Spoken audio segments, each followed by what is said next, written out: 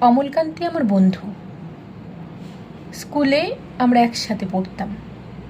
রোজ দেরি করে ক্লাসে ঢুকতো, পড়া পারত না।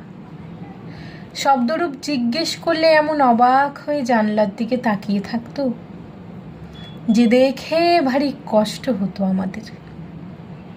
আমরা কেউ মাস্টার হতে চেয়েছিলাম, কেউ ডাক্তার, কেউ উকিল।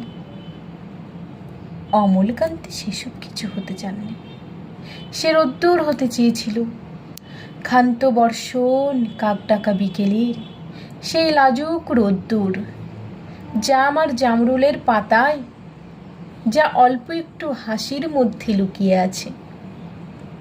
আমরা কেউ মাস্টার হয়েছি, কেউ ডাক্তার, কেউ উকিল।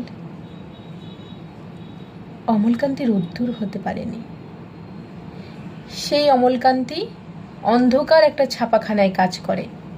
মাঝে মধ্যে আমার সাথে দেখা করতে আসে, চা খায়, এটা ওটা গল্প বলে, তারপর বলে উঠি তাহলে। আমি ওকে দরজা পর্যন্ত এগিয়ে দিয়ে আসতাম। আমাদের মধ্যে যে এখন মাস্টারি করে, অনায়াসে সে ডাক্তার হতে পারত। যে ডাক্তার হয়েছিল, উকিল হলেও তার এমন কোনো ক্ষতি হতো না।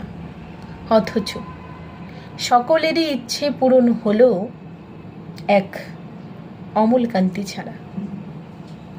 অমলকান্তি রোদ্দুর হতে পারেনি। সেই অমলকান্তি রোদ্দুরের কথা ভাবতে ভাবতে ভাবতে ভাবতে যে একদিন রোদ্দুর হয়ে যেতে চেয়েছিল।